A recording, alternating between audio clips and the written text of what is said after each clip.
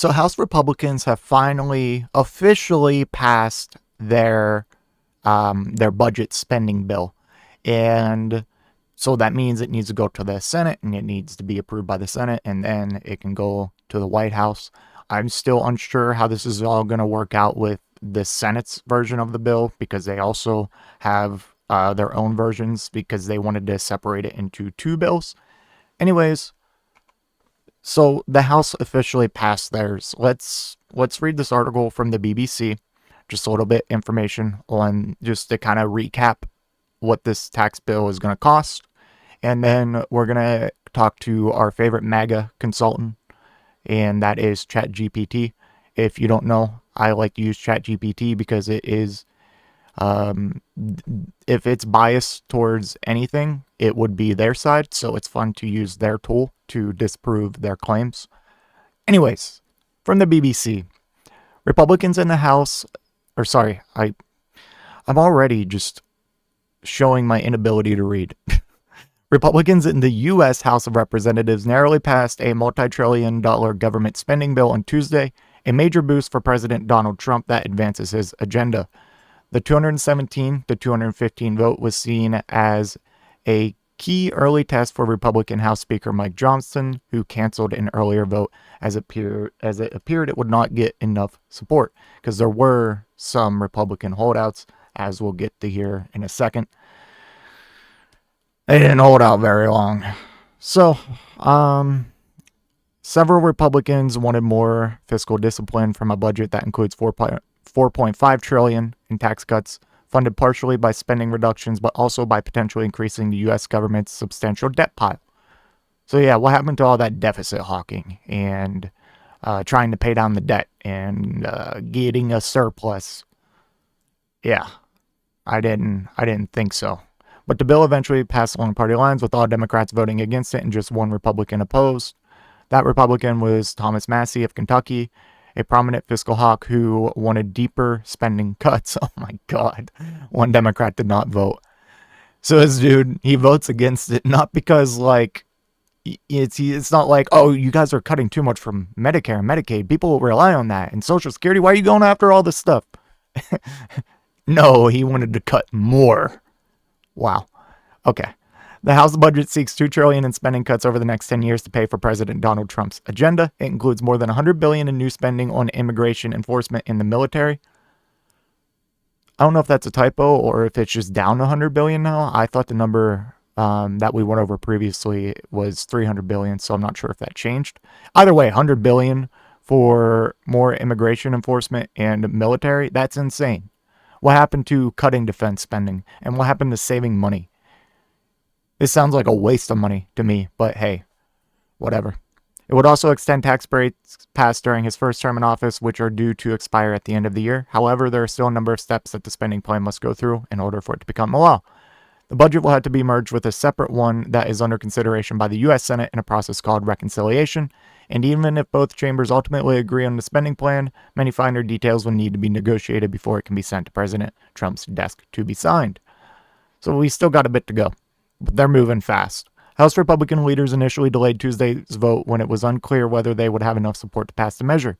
Speaker Johnson and the second most senior House Republican, Steve Scalise, spent hours working to convince wavering party members to back the plan, which, as well as tax cuts, would fund border security measures, deportations, and military spending.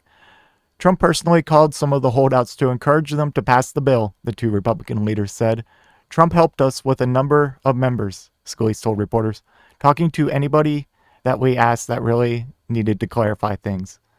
Three of the four-party holdouts who had initially seen as firm no votes, Tim Burchett, Victoria Spartz, Warren Davidson, ultimately voted in favor. Cowards, man. These people are so afraid to stick to any semblance of principles or beliefs. It took one Donald Trump phone call to scare you into complacency. Are you kidding me? You're afraid that he's gonna primary you and endorse and try to get you out of there. You're scared of that? Read the room. And when midterms come up or whenever your seat's up, Trump-backed candidates are not going to win. I'm saying it now. Hear me now. Quote me later. Midterms are going to be a bloodbath. Anyways, where did I leave off? We have a lot of hard work ahead of us, but we are going to deliver the American First agenda. House Speaker Mike Johnson told reporters after the vote, we're going to celebrate tonight, and we'll roll up our sleeves and get right back in the morning. And also on my last back point, remember the midterms a couple years ago when during Biden, it was supposed to be like a red wave or whatever, and it was hardly that. And most Trump-backed MAGA candidates lost. Remember that? Wait till this time. Wait till this time. Okay. Democrats lined up to criticize the budget as a tax cut mostly for the wealthy, which they said would hurt low-income families who rely on the government-funded healthcare program Medicaid. The party worked to get as many members in the chamber for the crucial vote, with Representative Brittany Peterson arriving with her son while on maternity leave. The Senate will be under pressure to take up the House's spending framework because President Trump has endorsed it, despite their separate bill, which was introduced last week. So I went over this in full yesterday in a separate video when we were talking about this proposal passing, like whatever their committee was, before it could come to the floor for a full vote. So I just want to go over some of the highlighted things about this bill. I mean, a lot of it is just extending the tax cuts from Trump's first term, and I believe they went into effect like in 2017. So according to the House Ways and Means Committee, failure to extend the tax cuts could result in an average tax increase of 22% for taxpayers. For a family of four earning the median income of $80,610, this could mean an increase of $1,695 in taxes. $1,695. So that would be your increase if this didn't go through, because how it worked the first time is that these tax cuts, a lot of them were temporary, setting to expire this year in 2025.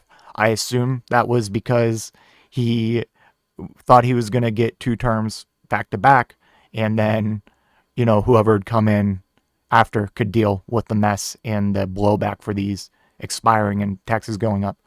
But I don't mean to sound crass here, but is $1,700 is getting that back, or I guess that's your savings essentially. So if they expire, you would get an increase of $1,700. If not, it's business as usual. You're not getting additional cuts.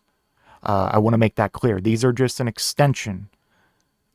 This isn't like additional cuts. After this, you're not going to see your taxes go down further. Is that worth them absolutely gutting the social safety net, cutting hundreds of billions from Medicare, Medicaid? Is that worth it? Is all these Doge firings of employees that they consider waste, fraud, and abuse, but kind of play important roles in the background, like the hundreds of FAA workers that were in charge of maintenance and flight safety? Or they did go and hire these people back, or tried to. The people who oversee our nuclear weapons? Is that worth all this? Is it worth Social Security being cut, Medicare, Medicaid being cut? While, as we're about to get into, overwhelmingly the biggest reason these systems have to be cut is it's hardly to fund or subsidize your tax cuts. It's for the rich. And we're going to see here, and I've been trying to stress this, these tax cuts were so focused on the top 1% compared to, everyone else. It's crazy.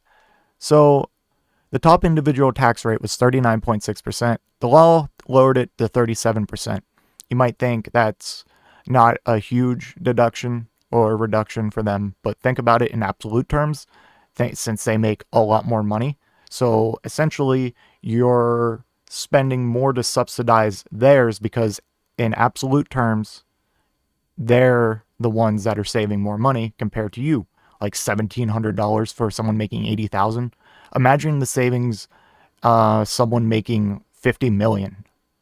Do you think they really deserve most of the subsidy going to benefiting them. Like, if you think about it, we're having to gut these social programs to the bone, fire hundreds of thousands of federal workers to subsidize majority of the benefits and money, because how you should look at it is, this is the government spending money. They are spending money on giving these tax cuts. And most of that money that's being spent is focused on the wealthier. But that 39%, that's just one example. So he doubled the standard deduction, which benefited middle-class taxpayers who don't itemize. However, it also eliminated personal exemptions, making the change less beneficial for larger families in the middle class. Wealthy individuals who typically itemize their deductions, mortgage interest, charitable contributions, state and local taxes benefited more than lower tax rates than a higher standard deduction. And this is a huge one. And if this one doesn't kind of open your eyes a little bit on these tax cuts and who they're mainly benefiting, the corporate tax rate was permanently slashed. Permanently. This wasn't a temporary one. This is permanent. This one won't expire. It is permanent.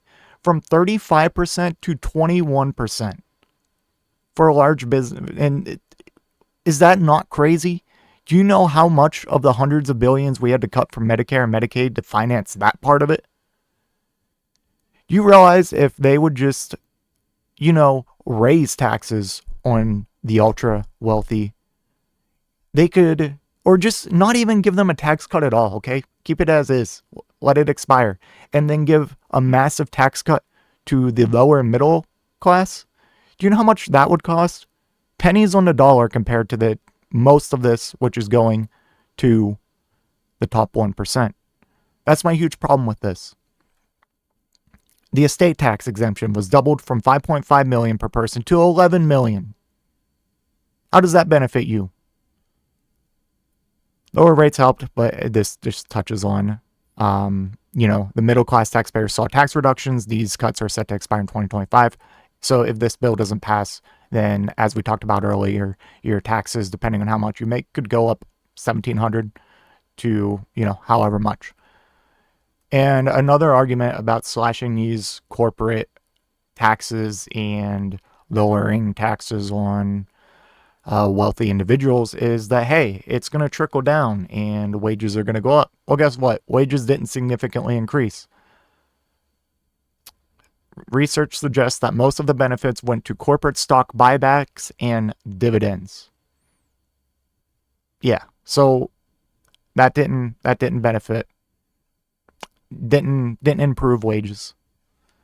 That's my huge problem with this, okay? They pretend like they're putting so much money back into your pockets every year when they're not. They are taking much more than they are giving back to you. They are taking from you to give to the wealthy. What are the wealthy losing in this? What are they giving up to help subsidize this tax break? Because it seems like only the lower and middle class are giving up something. Like Social Security, Medicare, Medicaid. You want to give people more money. You want to put more money in the average American's pockets. Give us free healthcare. Give us a living wage. Give us paid family leave. That's how you improve people's lives. Okay? I think that's kind of common sense. You want to make America great again? Give a complete overhaul of our infrastructure. That'd create a lot of jobs. As of 2021, our infrastructure gets a rating of C-. That's up from a D. But we get a C-. We're the wealthiest country in the world. How? How do we have a C-? Solve the homelessness problem. That would help make America great again. Make housing affordable again. Address climate change. No. They just want to give majority of the benefits to the wealthy while crumbs to you. And again, I stress, you're not getting an additional tax cut. They're simply extending what they intentionally set to expire. Remember, the corporate slashes, much bigger overall, and were permanent. They're not looking out for you. Anyways, let me know what you think in the comment section down below, and I will see you in the next one. If you made it to this point in the video, I just want to give a special thank you. If you enjoyed it, please hit that like button down below. And if you really enjoyed it, maybe consider hitting that subscribe button while you're down there. I want to hear your thoughts in the comment section. I will try to reply to any and all comments that I can. Until next time, watch that video on screen.